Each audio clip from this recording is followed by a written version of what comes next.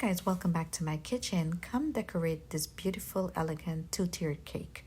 I'm starting off with 10 inches of vanilla.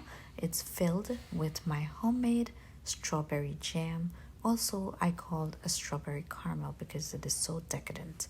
Here I am just adding a border, filling it with the jam and crumb coating. It's Once I have a nice smooth crumb coat to lock in the crumbs, I added that to the fridge and onto the second tier. This one is 3 layers of 8 inches of my double chocolate. It's filled with frosting and also my homemade raspberry jam. Here I'm just finishing off the crumb coat. Once it's nice and set up, I go in with my final coat, just ensuring I get a nice smooth canvas to work with because these cakes will be covered with a homemade fondant. So now that it's all set up, I am removing the extra frosting on top, giving me nice sharp edges using a vent scraper. I added the dowels and onto the marbled fondant. Look how beautiful that marble looks.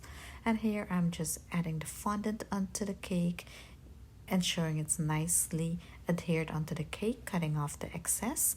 And then I added a middle dowel to ensure that I get extra support and also it keeps the cake from moving around. Here I'm just putting a border on the bottom of the first tier and it's on to the top tier. Now here I colored this fondant a gray color because I'll be painting it with edible silver to give a nice metallic look. Once it's nice and rolled out, I added it onto the cake, removing all of the excess, ensuring that it's nice and smooth all the way around.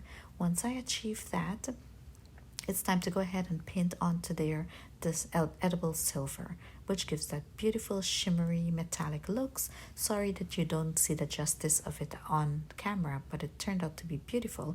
Now that they're both done, it's time for me to use some frosting and stack the cakes together, ensuring it's nice and beautiful. And I added a border on the base of the top tier as well, and I painted that with the edible silver. After the cake was nicely stacked, I went ahead and I added some edible gold leaves on the first tier just to give that finishing look, and then a happy birthday in the front of the top tier. The customer bought a collectible bike that goes on top and she wanted to ensure that it's not going to touch, so I ensured that I put something under there. I hope you enjoyed this. It was so much fun. I like the way it turned out.